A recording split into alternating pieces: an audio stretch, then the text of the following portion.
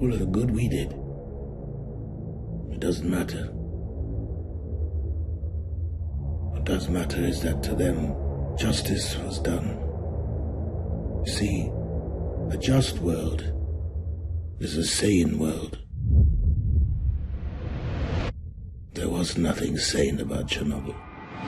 O dia 26 de abril de 1986 acabou entrando para a história da humanidade como um dos dias mais trágicos do século XX. Foi quando aconteceu um acidente nuclear na antiga União Soviética. Foi uma tragédia que afetou a vida de milhares de pessoas e mudou a história da humanidade. Quando um dos reatores nucleares da usina de Chernobyl explodiu, ninguém sabia o que fazer. Isso nunca tinha acontecido antes e até então era impossível que um reator nuclear pudesse derreter. Até hoje, os impactos da radiação que foi emitida no desastre de Chernobyl são sentidos pela população ucraniana e talvez pelo mundo inteiro. Alguns estudos apontam que 4.000 pessoas morreram devido à radiação. Tem estudos mais recentes que mostram que esse número chega aproximadamente a 200.000 pessoas. Os números oficiais do governo do Gorbachev, antigo líder da União Soviética, são de aproximadamente 30 pessoas. A nova minissérie da HBO, Chernobyl, ou Chernobyl, tenta esclarecer o que teria acontecido durante essa tragédia. A minissérie tem só 5 episódios. É uma das melhores minisséries que eu já assisti. E conta o momento em que o reator nuclear explodiu, mas também conta os dias que se seguiram. A minissérie é uma dramatização que foca em alguns dos heróis que protagonizaram essa missão extremamente árdua e difícil de evitar que uma das maiores catástrofes causadas pelo ser humano não se tornasse ainda maior. É claro, ela também foca nos obstáculos que esses heróis encararam, também tem a corrupção do Estado soviético, a censura aos fatos, as críticas, a arrogância de quem tinha poder e achava que tinha tudo sob controle. É um drama psicológico que te prende do início ao fim. Quando vocês assistirem o final do 2º episódio, se você não tiver com o coração aqui na boca, tem alguma coisa errada com você. Os episódios são todos dirigidos pelo diretor sueco Johan Renck. Eles foram escritos por um roteirista americano chamado Craig Mazin. Olha, séries com um diretor e um roteirista tendem a ter coesão.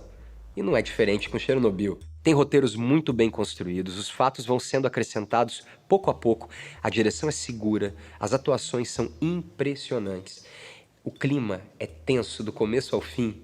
E claro, né, gente, é um pesadelo radioativo. Chernobyl é sem dúvida o trabalho da vida desses cineastas e desses atores. Mazin é um dos roteiristas mais conhecidos da indústria de Hollywood, em parte porque ele escreveu filmes como Se Beber Não Case, parte 2 e 3, Uma Ladra Sem Limites, em parte porque ele é um dos caras por trás de Script Notes, o podcast definitivo para roteiristas que querem entender um pouco melhor o processo e a indústria. Isso só mostra a versatilidade de uma pessoa que escreve bem pra burro. Escrever Chernobyl foi um evento que consumiu o roteirista. Depois de 3 anos de pesquisa, ele conseguiu convencer a HBO a comprar a sua própria obsessão também. Ele, além de roteirista, é também produtor e criador da série. Toda essa pesquisa fica clara, fica evidente na tela. Os carros que as pessoas dirigem, os cigarros que eles fumam, até o papel de parede das suas casas, tudo expressa uma autenticidade impressionante de toda a equipe. Nas entrevistas que está dando para promover o Chernobyl, o Mazin faz questão de ressaltar a precisão da reconstituição histórica, quase um documentário dramatizado. Os personagens no centro da trama são os que estão comandando a força-tarefa de milhares de pessoas encarregadas de fazer a limpeza do desastre. São 2 cientistas principais, interpretados pela atriz Emily Watson e pelo ator Jared Harris. Tem um burocrata também do serviço soviético, o vice-premier do Conselho de Ministros, que é interpretado por Stellan Skarsgård.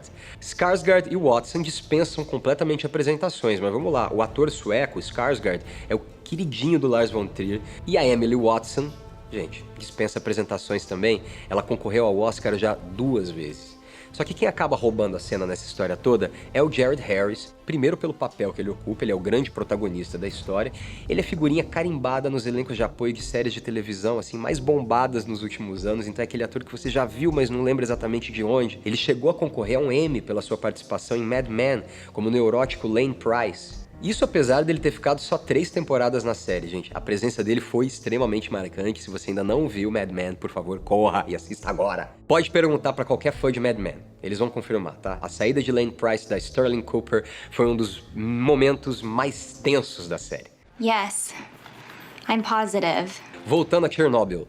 Jared Harris assume o seu maior momento de protagonismo, como eu falei, entre o cinismo desiludido dos burocratas e a ignorância bem intencionada dos soldados, são nas expressões de angústia e desespero do Legasov, personagem do Harris, que a gente entende a gravidade da situação do que está acontecendo em Chernobyl. Chernobyl entrou no horário que era reservado a Game of Thrones e não fez nada feio, tá? Para vocês terem uma ideia, as notas de Chernobyl na base de dados do IMDb já são maiores do que de Game of Thrones e de Breaking Bad. São só 5 capítulos de 1 hora, ou seja, você não tem nem desculpa para não conferir. Pelo amor de Deus, assista e depois conta o que vocês acharam, se é que vocês vão ter estômago depois. Vale muito o seu like. You can see him, and you cannot touch him. Do you understand? What happened on the night of the accident? Asking the right question will get you the truth. There is no truth. What happened then? What happened after? All of it.